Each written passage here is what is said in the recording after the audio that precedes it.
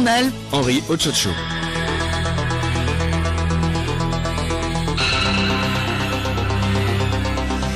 Mesdames, Mesdemoiselles, Messieurs, bonjour. Les titres de ce journal, les spécialistes du contrôle et managers du ministère de la Santé et de l'Hygiène publique, du ministère des Enseignements primaires et secondaires, du ministère des Mines et de l'Énergie, ainsi que celui des infrastructures et des transports se familiarisent avec l'élaboration et la réalisation de la cartographie. Ils sont en atelier de formation depuis ce matin à Lomé. La journée internationale de la femme célébrée le 8 mars dernier fait toujours écho à Lomé. Les femmes de la commune de Zanguera, dans la commune de Aguanivé 5 l'ont célébré hier au rythme des fanfares et des danses folkloriques.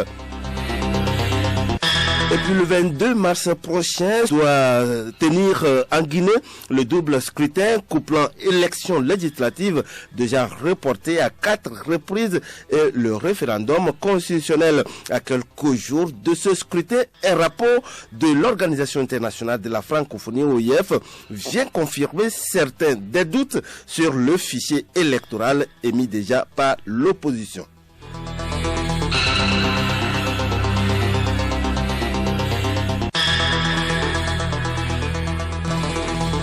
radiolomé.tg. Mesdames, Mesdemoiselles, Messieurs, une fois encore, bonjour. À l'Assemblée nationale, troisième séance plénière de la première session ordinaire ce matin à l'hémicycle. Les députés de la 6e législature examinent un rapport de la commission spéciale chargée d'instruire la demande de levée de l'immunité parlementaire du député Gabriel Mensah Agboyome Kodjo et l'examen de la requête du procureur général près la Cour suprême. Il est reproché au député Agboyome Kodjo, qui s'était autoproclamé président, d'avoir fait un usage illégal des symboles et emblèmes du pays, mais aussi des dénonciations calomnieuses ou des actes portant atteinte à la sûreté de l'État en appelant l'armée à se mobiliser. En examinant ces deux différentes procédures, l'Assemblée s'appuie sur l'article 78 et 79. Nous y reviendrons dans nos prochaines éditions. L'inspection générale des finances organise depuis ce matin à Lomé un séminaire de formation professionnelle approfondie à l'endroit des spécialistes et des managers de 4 ministères sur la méthodologie et les outils d'élaboration de la cartographie des risques. Nadia Titipina.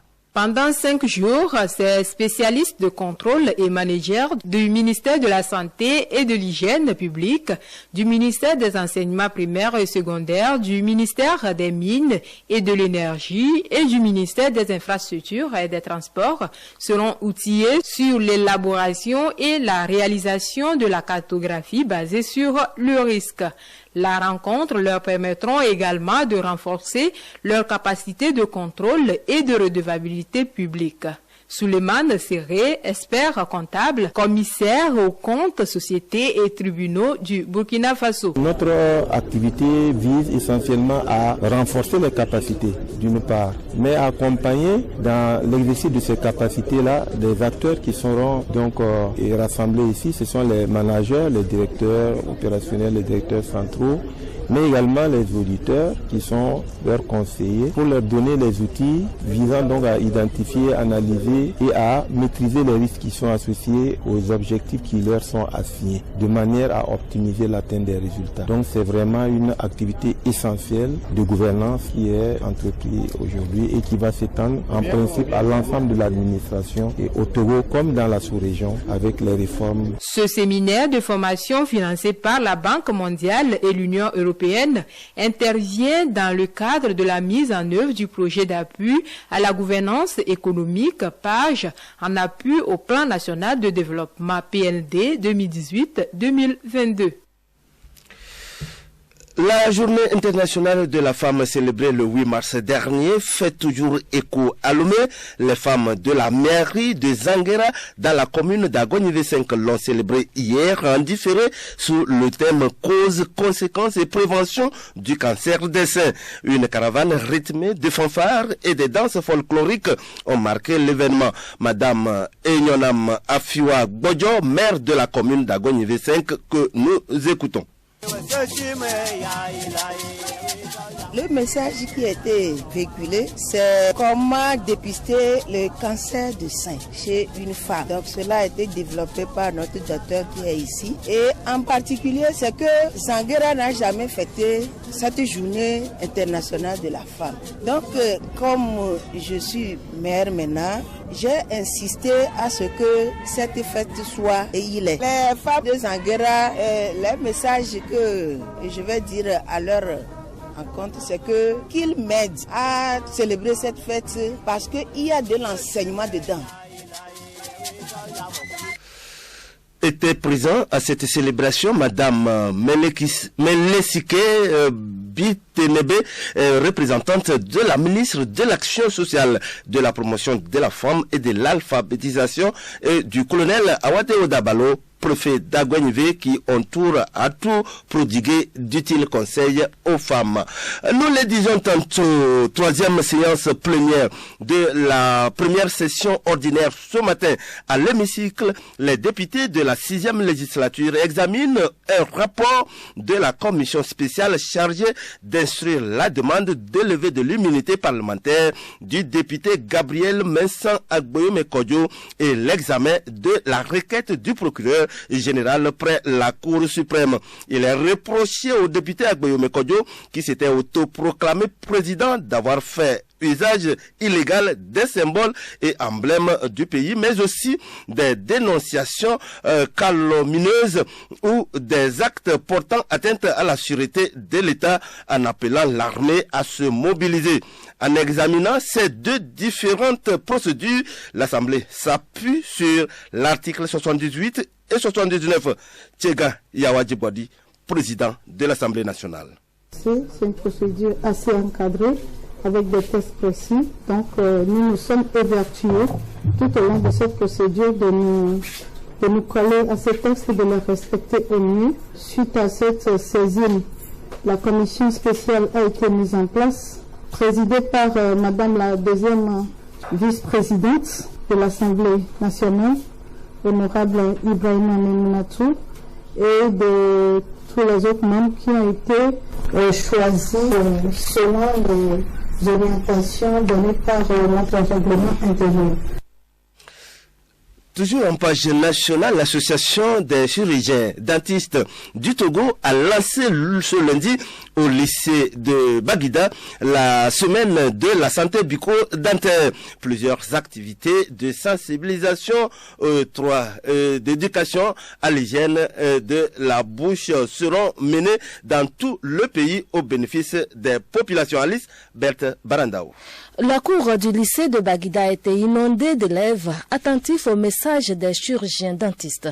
Après plusieurs sketchs de sensibilisation sur des pathologies dentaires, le président de l'association des dentistes du Togo, des chirurgiens dentistes du Togo, Dr Kwako Jules, a situé le contexte de la célébration de cette 21e édition et de son intérêt pour la population.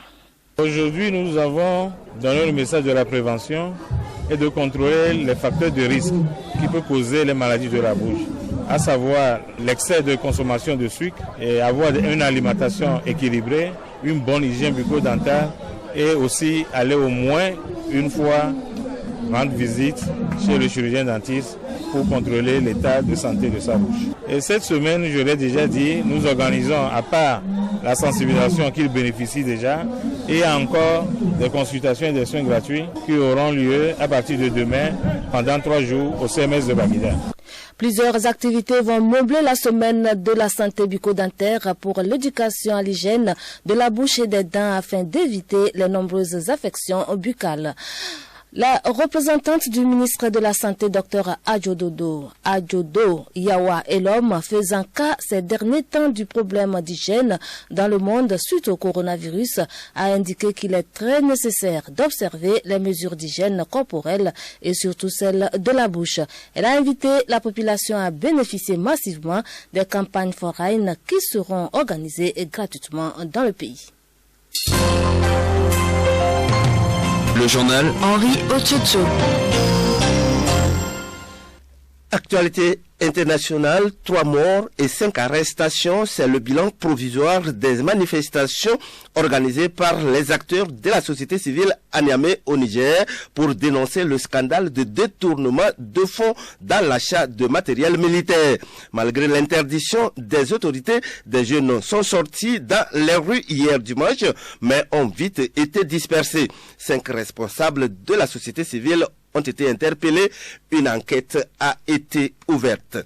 Au Nigeria, une explosion a fait au moins 15 morts et des dizaines de blessés dans un quartier densément peuplé de Lagos.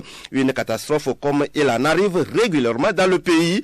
Un camion a foncé dans les bouteilles empilées dans une usine de traitement de gaz qui ont soufflé le quartier et endommagé un pipeline.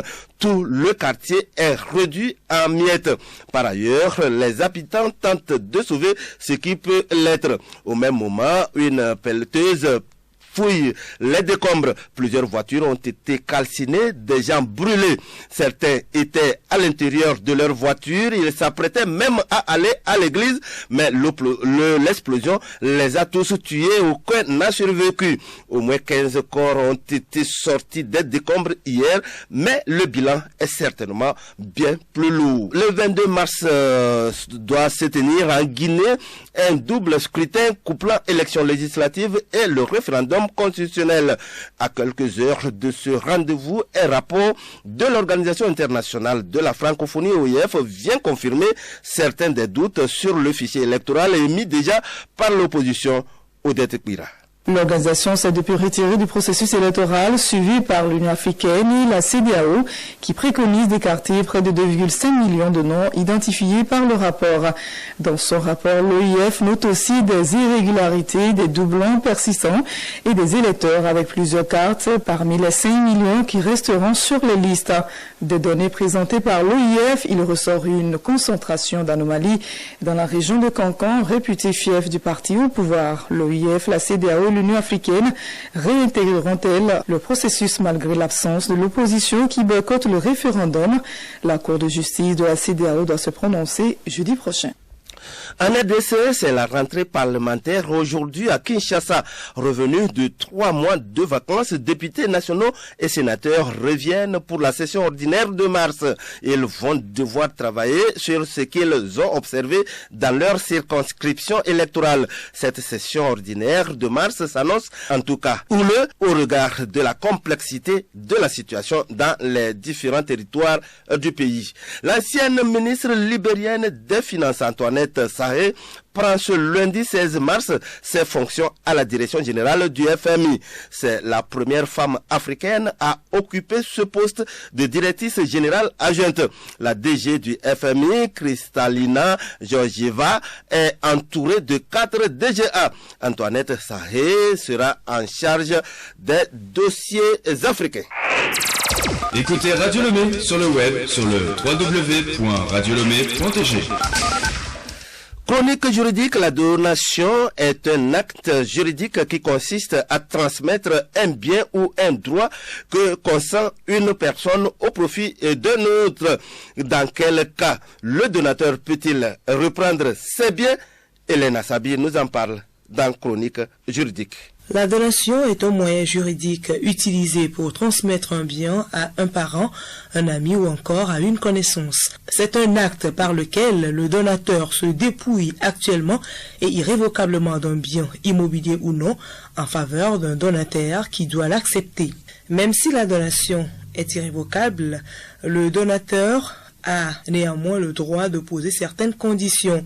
Par exemple, continuer de jouir de ses biens de son vivant.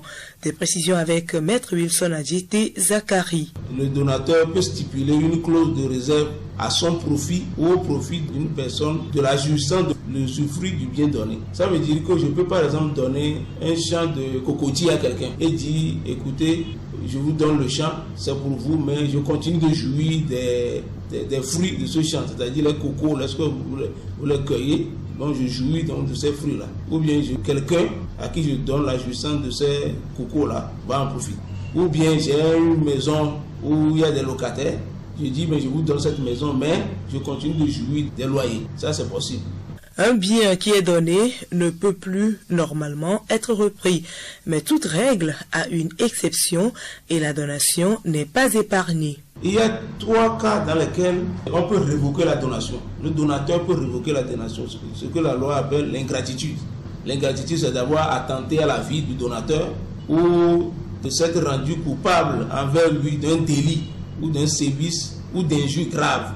Ou bien, une deuxième cause, c'est la survenance d'un enfant si le donateur n'en avait pas. Je vous donne mes biens, mais je n'avais pas d'enfant. Mais subitement, un enfant survient dans mon couple, je peux révoquer la donation. Et il y a aussi la cause d'inexécution des charges et conditions sous lesquelles la donation avait été donnée. Supposons que je vous ai donné une maison avec condition que je jouis toujours des loyers.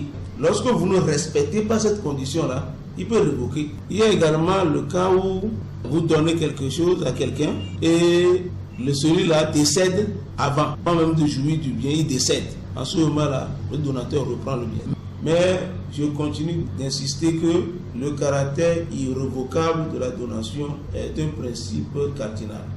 Très important. La donation est généralement rédigée par un notaire.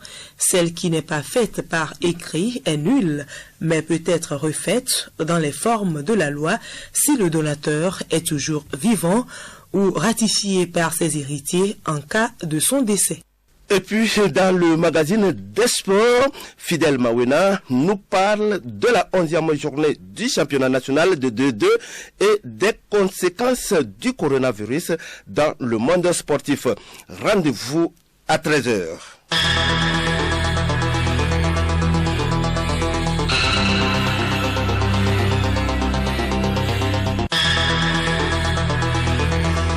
Voilà qui me fait ce journal. Merci de nous avoir suivis. Le rappel des titres avant de nous quitter. Les députés à l'Assemblée nationale examinent depuis ce matin la demande de levée de l'immunité parlementaire de Gabriel Mensah Agboyeme-Kodjo qui s'est autoproclamé président de la République et fait usage de certains emblèmes et symboles du pays et des actes portant même atteinte à la sûreté de l'État. Les spécialistes de contrôle et managers du ministère de la Santé et de l'Hygiène publique, du ministère des Enseignements primaires et secondaires, du ministère des Mines et de l'Énergie ainsi que celui des infrastructures et des transports se familiarisent avec l'élaboration et la réalisation de la cartographie. Ils sont en atelier de formation depuis ce matin à Lomé. La journée internationale de la femme célébrée le 8 mars dernier fait toujours écho à Lomé. Les femmes de la mairie de Zanguera dans la commune d'Agouigne V5 l'ont célébré hier au rythme des fanfares et des danses folkloriques. Et puis le 22 mars prochain doit se tenir en Guinée le double scrutin couplant élections législatives déjà reportées à 4 reprises et le référendum constitutionnel. À quelques jours de ce scrutin, un rapport de l'Organisation internationale de la francophonie vient confirmer certains des doutes sur le fichier électoral émis déjà par l'opposition. Nous disons merci à Prenam Aïza qui a réalisé ce journal. Bon après-midi à tous et à toutes.